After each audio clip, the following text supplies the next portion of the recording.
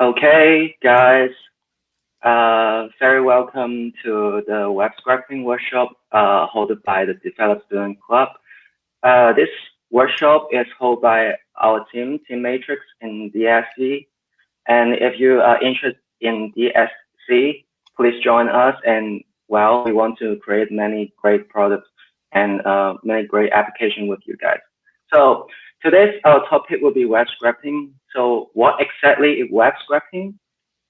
Well, web scraping is actually something very cool, probably to some of you guys. So that is a robot over here. I'm not sure, I forget his name because I watched Star Wars it has been a while ago. I forget what the robot called. But from here, you can see that a robot is looking at the slide, at the code. So I'm not sure if you know this code already, but it's actually some code, HTML code in of the web pages. So can you now guess what web scraping is? So there are actually many data in the internet, and we kind of want to make use of them. So we try to build up an automatical tool to help us to scrap the data from a source. So there are many data in the internet. For example, like inside a web, that could be like probably this is Amazon data set, and it shows the product name and the product price of some of the product actually.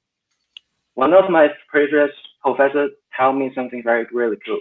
He tell me like he is actually my data science class professor. He teach me something like anything in the world can be presented as the data.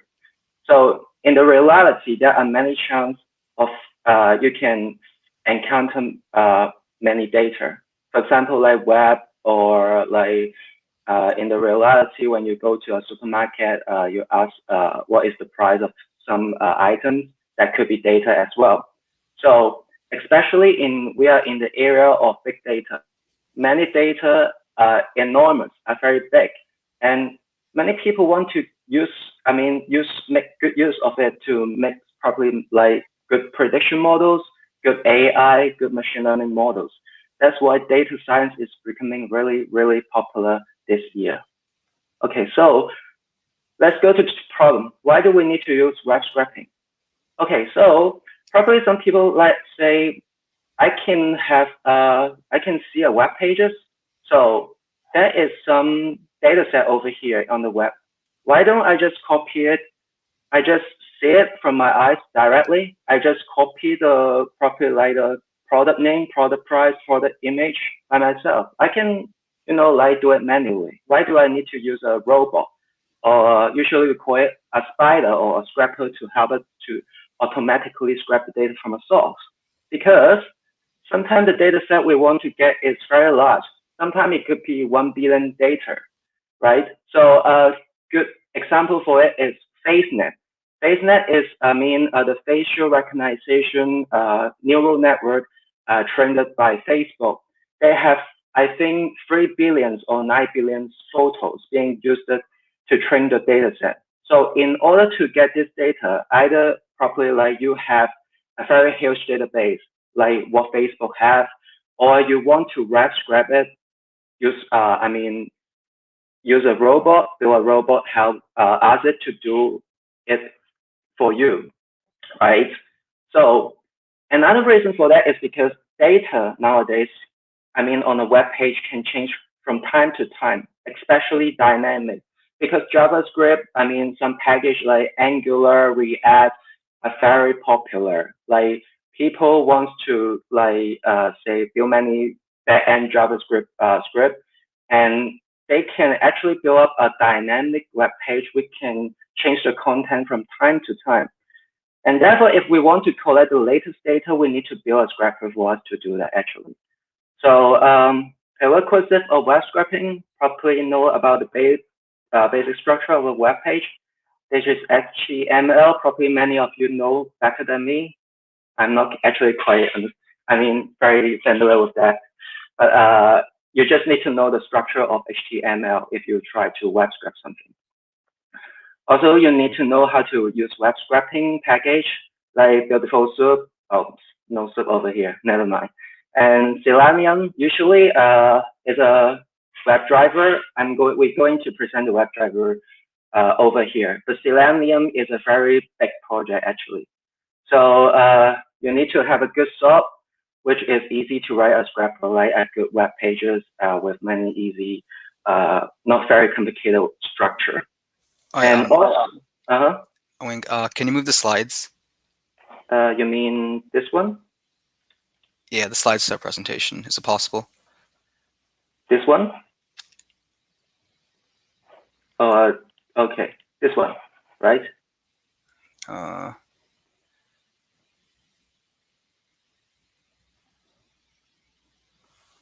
Is it previous or the next one? Are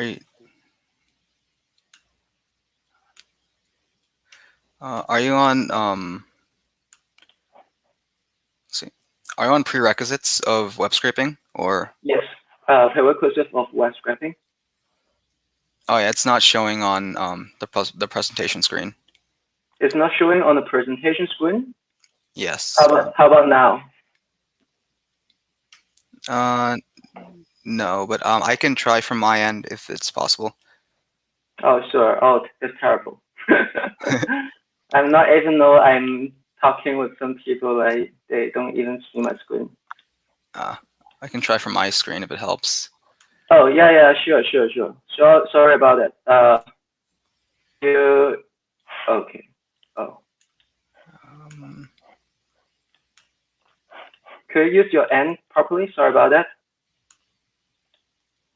Oh. Okay, there we go. Can you see my screen?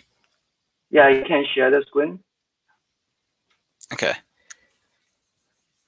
So. Yeah, sorry guys, that kind of next slide, please. Okay. Yeah, anything in the world can present as data. Yeah, it's kind of really fun of that. Like personality can present as data as well, actually. So like like neural link, many things can be presented as data. Very cool. Next. Yeah, so we present this already. How about going to the prerequisite? Yeah. So the last thing would be the programming language you use to scrap, like Python and R. Usually these two. Probably some other people use other programming language, but usually we do web scraping in Python. Actually, there are many powerful packages for Python to do AIs or web scraping or other things. You can also use R because in R you can use R Selenium as well. So next. So a very interesting question over here, like many people of you would worry about like, am I doing illegal things when I try to grab the data from the web, scrap the data from the web? The answer is actually it does not facilitate the computer threat and abuse act. It's really funny in nowadays like law of data. Like I remember that is a case like a police station take photos of the the people walking on the street, not police actually, like but other probably restaurant or shop next to them, and you may wonder like who own those data. Those data actually owned by the people who take the photos. Like it's really like many laws not very complete, but we are trying to work harder in, let's say, in making laws for the data. So unfortunately, there still exists copyright for the data. The owner can still decide how you use the data actually. So usually don't use it for commercial use of the web's data until you are allowed to do that. But usually, if you scrap the data for educational use or personal use, it is legal, actually. Yeah. Next. Okay, so why web scraping has become harder? Yeah, properly not actually, but properly yes. So the format of web pages could be really, really complicated. Like there are many background JavaScript in the dynamic web page. Sometimes you need to deal with Apache. So if you know what is the image on the right side is a Apache. If you remember, like properly, like you enter a web and then it asks you to type some, see the pictures and enter the letters. That's Apache, and it's a very not easy way to deal with it using if you want to build a robot, because you can't pass it actually if you don't recognize the letter in the image. Also, there are sites like Yap. They invent method to prevent robot from scaling their data. Web pages. I mean, developers prefer displaying transfer data instead of raw text for better visualization. So you can see the basic chart over here. Like it is no longer a raw data. They transfer the raw data into the graphs actually, and you can't really scrap the text data from that because like it's a graph, it's an image, right? So that actually like harder to web scraping based on this reason. However, there are many good packages coming out for web scraping as well. So becoming harder or becoming easier, we don't know, but probably becoming kind of a little bit uneasier. Next. So little bit need to introduce the HTML tag over here. So the body would be the start tag, and if you see, I think it's a flag symbol over here, is an end tag. So basically, it teaches you where is the tag, and inside a tag there could be some content, and that's probably you need to know minimally when you try to web scrap some data in the internet.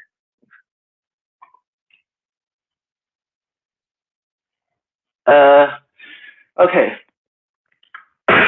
a key point over here. We need to introduce what is dynamic web page and static web pages. So in brief, static is something is a web page that you don't, it doesn't change whatever you, get access to a web page. But a dynamic is properly like you access to a web pages on 6 a.m. You get another different user interference in 12 a.m. It's very possible to access a dynamic web page under this year because, like, I have to say again, JavaScript is really, advanced this year. So, another reason is like companies or developers prefer to use dynamic web pages, although they are harder to build properly, but they are very easy to edit the content by their own. So imagine you use static web pages, you write all the HTML code, right? But then you need to keep changing the content by yourself, right? From probably, let's say, every week to do that. But by building a dynamic website, you don't actually need to do it, right? You just need to change properly the database, the data inside the database server. And that's very easy. It's very hard to build a dynamic web pages, but it's very easy to maintain it as well. So next. Beautiful Soup. I guess many of you know about Beautiful Soup. Very famous Python library, allow you to extract data from HTML page source, work with Blazor. So we will demonstrate how we use Beautiful Soup later. Next. So another things we need to introduce today is the Selenium WebDriver. So usually, like internet web page developers have back end and front end. So some people use Selenium to do the UI testing actually, like they test whether the web pages interact with the user correctly, and it allows us to use it in the web scraping actually, because it allows us to navigate with some of the dynamic web page. So like navigate with some of the JS script in a web page. So we're going to introduce how to web scrape in a dynamic web page actually today. API. So probably some of you don't think this is web scraping. The API is actually a very good method to get data. So API is actually something provided by the data owner. So probably like you want to scrap news from New York Times today. They have an API for you. They allow you to extract the data very easily using that API very easily. So you may wonder like why this, data provider want to provide you with an API. It's because they don't want you to, make a very heavy traffic to their web pages. So they know that they can't prevent you from web scraping, but they allow you to properly, let's say, extract data from the data they want to share with you. And usually there is a rate limit. So if you have to research in GitHub, usually probably many people use GitHub API to scrap the data of repository. Yes, but usually this API has a rate limit. So probably let's say per hour you only can make 60 or 70 requests. It's not very much, but they don't want. They just sometimes if you want to accept this rate limit, you have to build another account, or you need to use web scraping by yourself to scrap the data from their web pages. But overall, API is a very easy method to get the data. If you click the link over here, you should be able to see it actually show a JSON file. I will show it later. Yeah, but I'm not quite sure why there is internet problem in my end. Yeah, so that's all the background information we need to show now. So let's head to my dearest teammate. Yeah, please show us what is API and other. Okay, I'm going to set it up really quickly, so give me one quick second. Hey guys, turn on my mic. Can you see me? Yeah. Oh, okay. Is it okay if I'm here? Can I? I'm just gonna back off. Is it going on me? That's on what?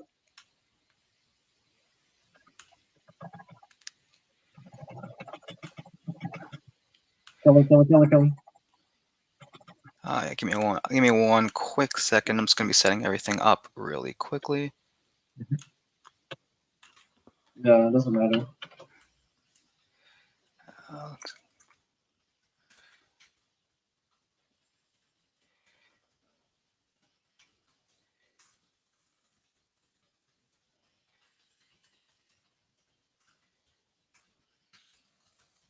Okay.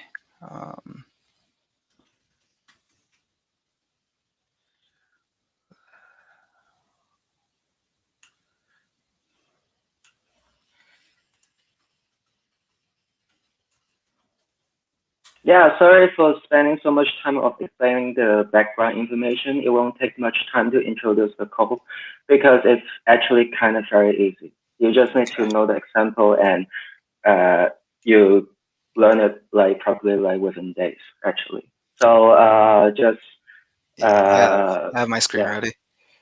Okay, cool. Yeah.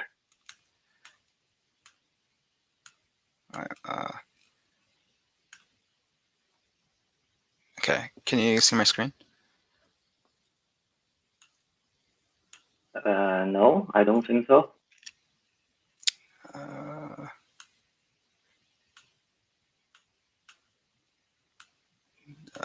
Let me try one more quick time. Mm-hmm.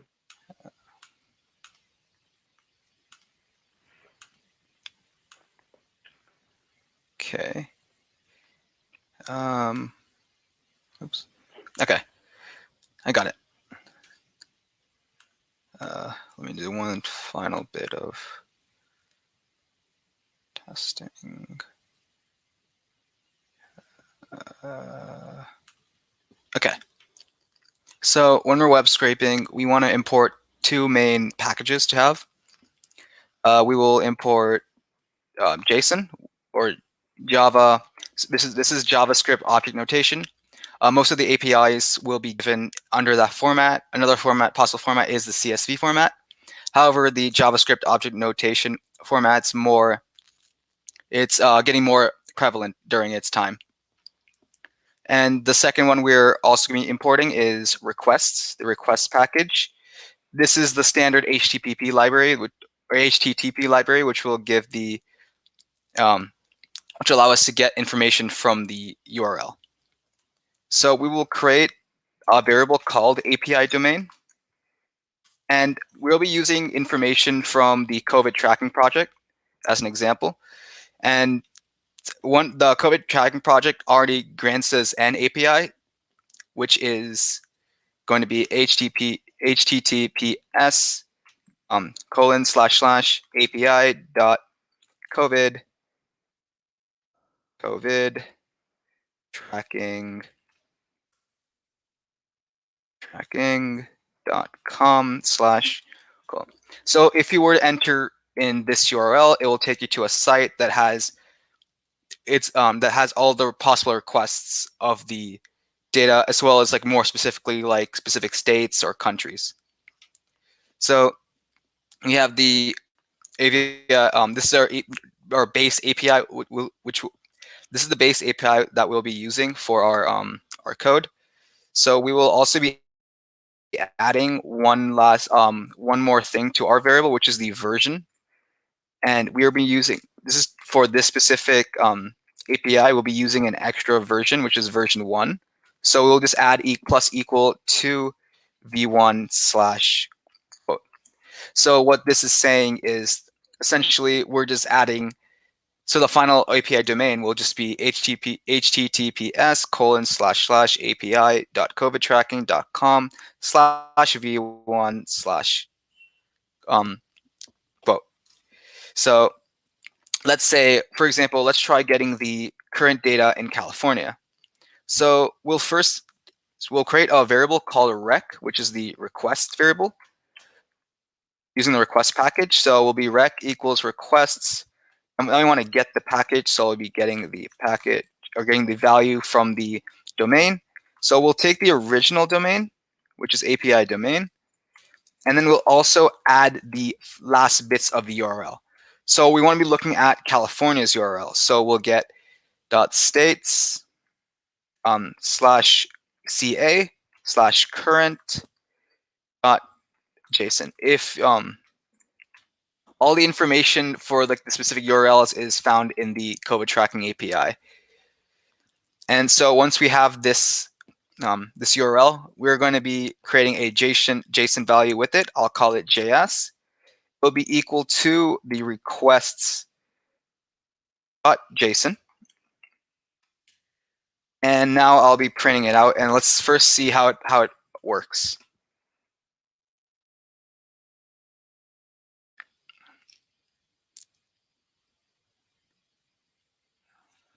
One quick second. I think I typed something wrong here. Let's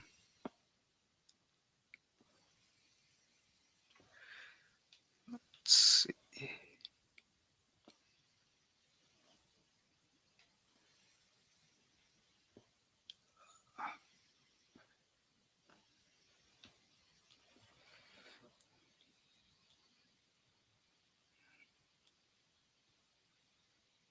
Yeah, 1 second. I'm going to change that.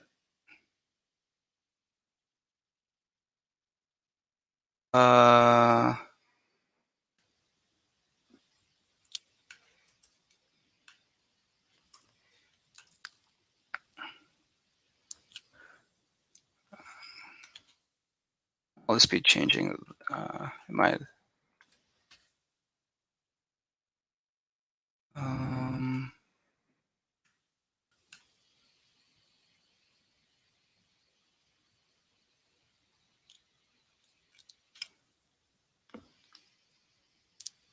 I'm getting a connection error on my end. It's trying to find out what's happening here. So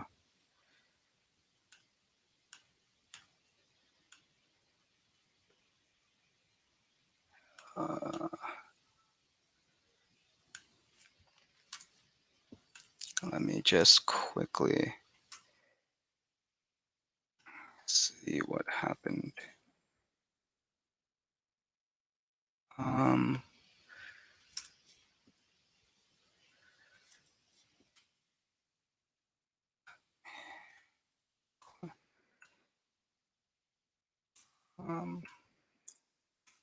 Yes.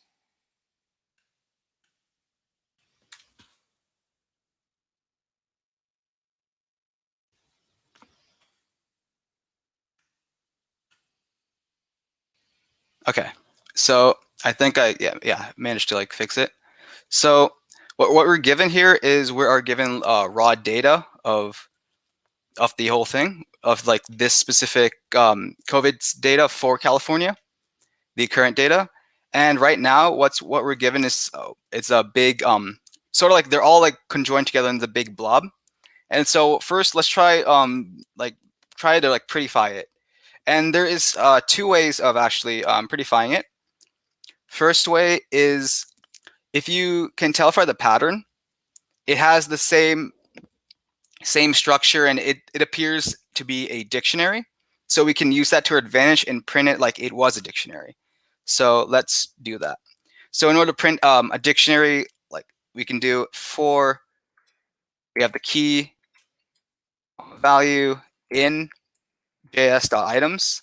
So this is all the items in this JS request. Let me just do that. I'm going to print I comma j for our value, and what we should be getting is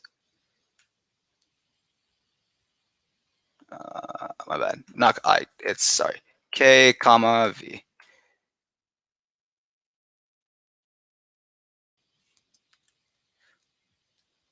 And we're given this sort of, ignore the top part, but we have this sort of data set here. We have the date, state, and then it's all like beautified on that own.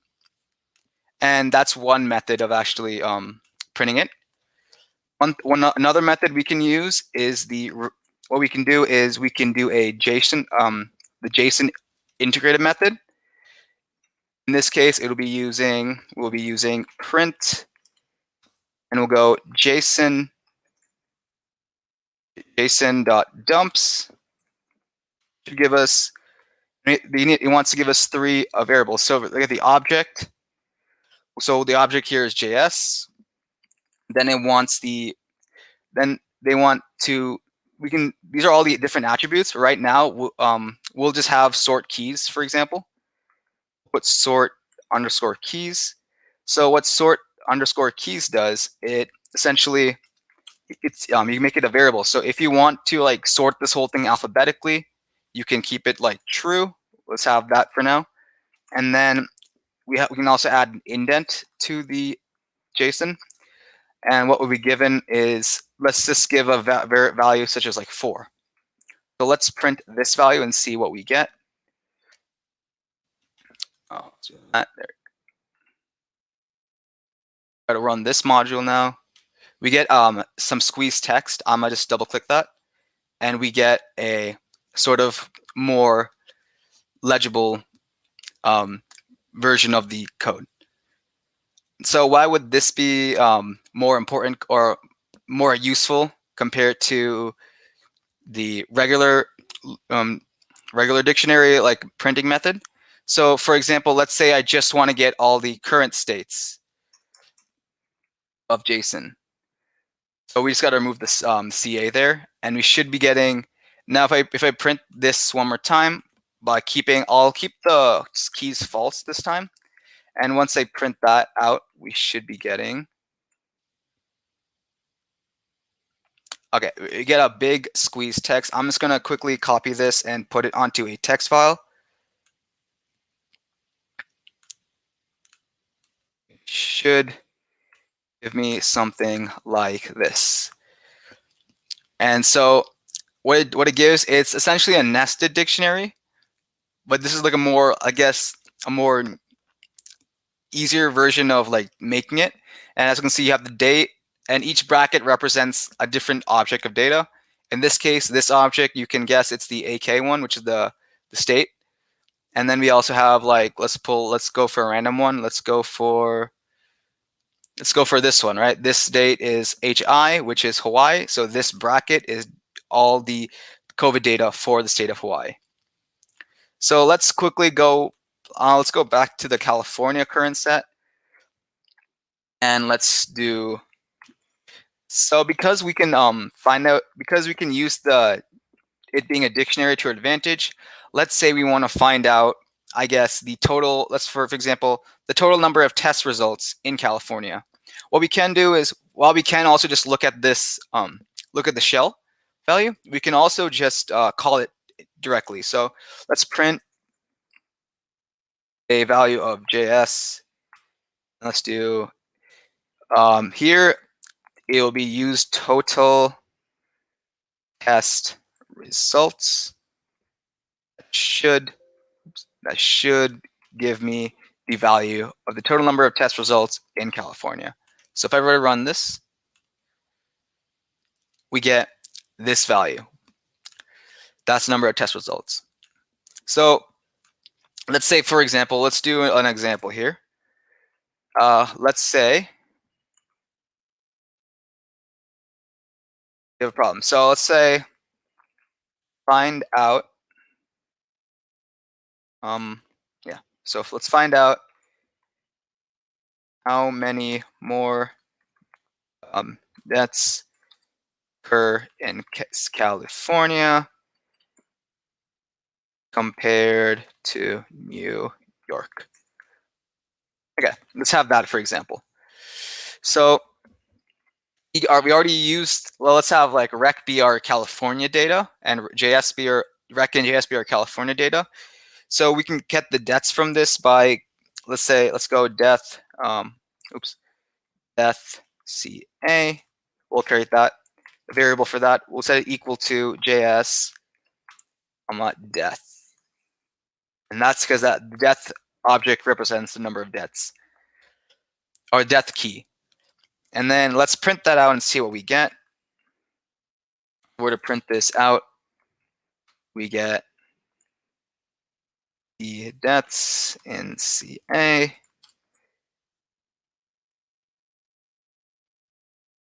is, and then we'll just parse it. And remember, since death is a string, we want to actually use a string modifier. Or no, since death is an int, we have to use a string modifier to print it out, because we can't parse a string with an int like directly. So let me just do this to death CA. And so once we get this, let's run this out and see what value we get. The deaths in CA is 48825. So we got that one done. So let's get the deaths for New York, for example. Let's go with rec2 equals, so we'll create rec2, which is, we'll create a different domain which has the states, however, the states will be New York this time. So rec2 was equal to, let's do requests dot get, go for API underscore domain, domain. There you go. And then we'll just add it by the, I'll just copy from this one just to make things a bit quicker.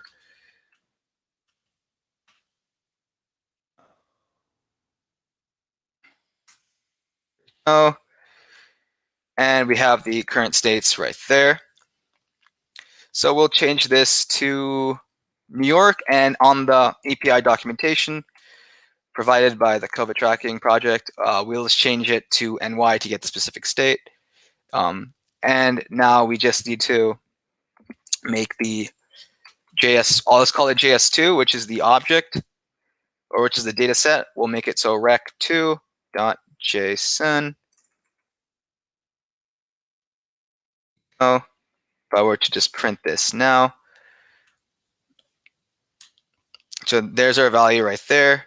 So then we can just do death and y is equal to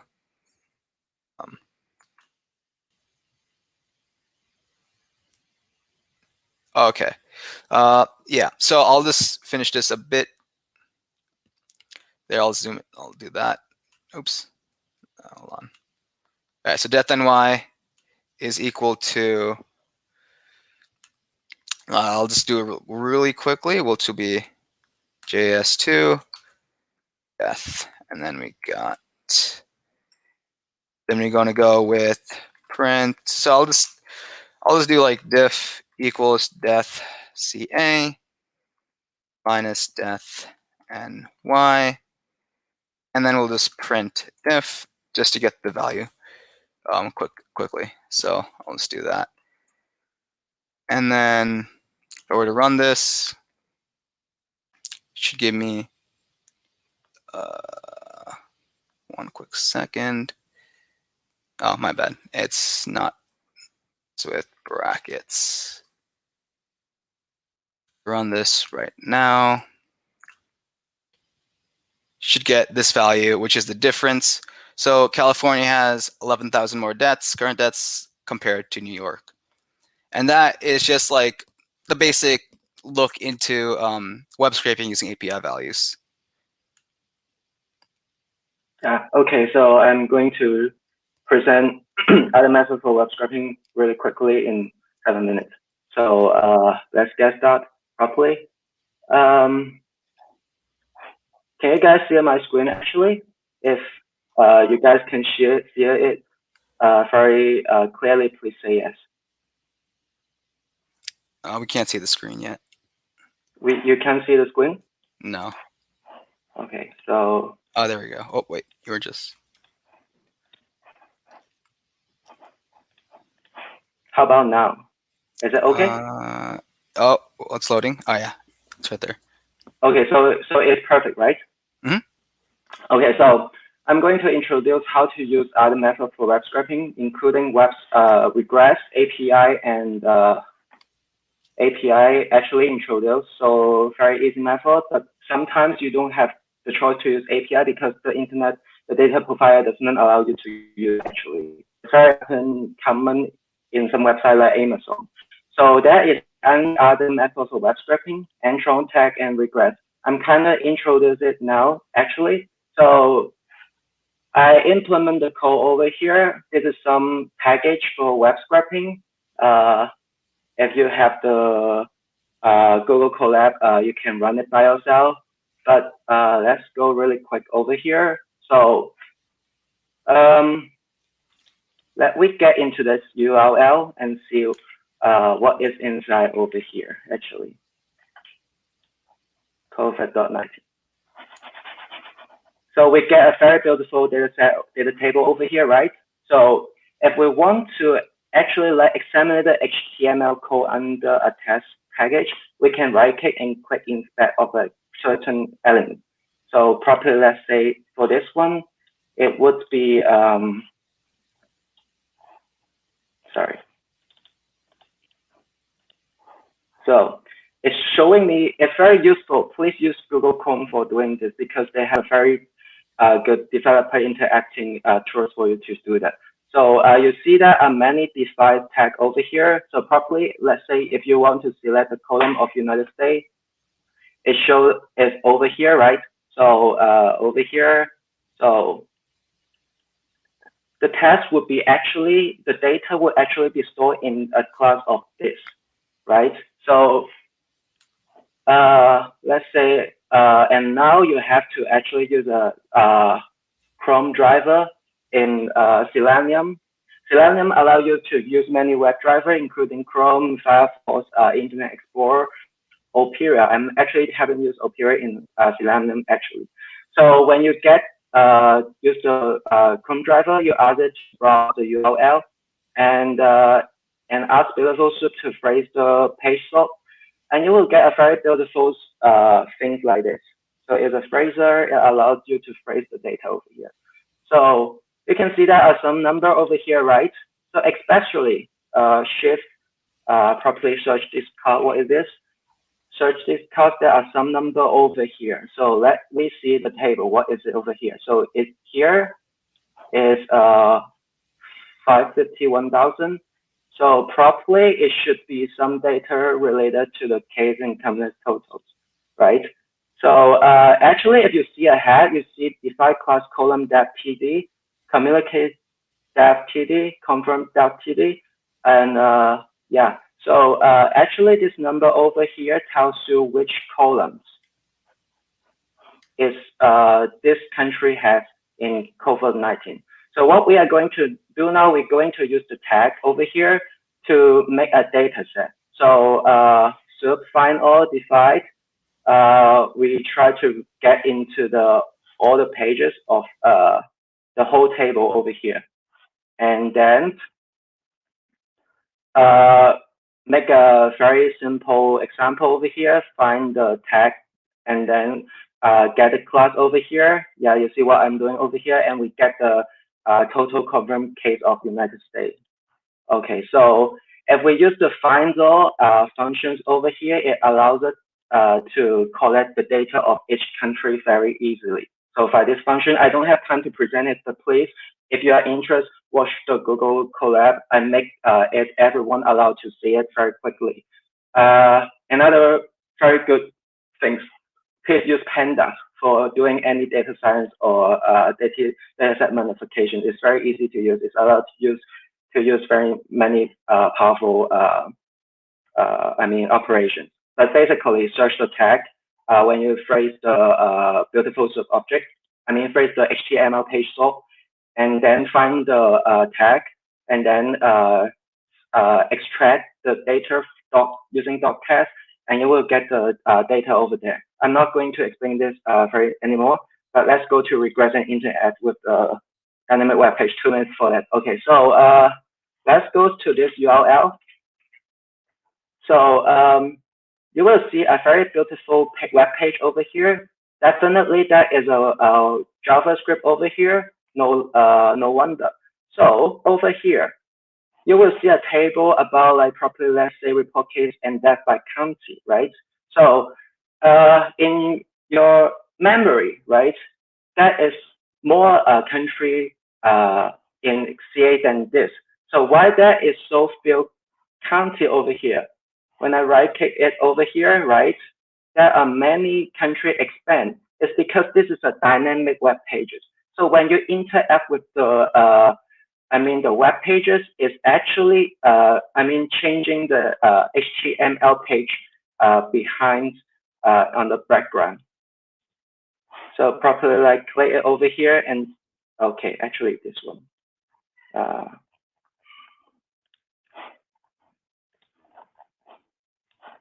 Sorry for properly like, let's say need to take you for a few more minutes actually. So here, yeah, the body count is over here, right? And there are many columns for that. So that this show all the columns inside the this row group class. And if I show all, actually you see that the HTML page change over here. So this is a dynamic web page. What we're supposed to do that? If we only use the request in Beautiful Soup, we can interact with this button, right? We can interact with this button to get the HTML page being changed. So we need to use Selenium WebDriver. Why we have to use it? Because it allows you to navigate with dynamic web pages.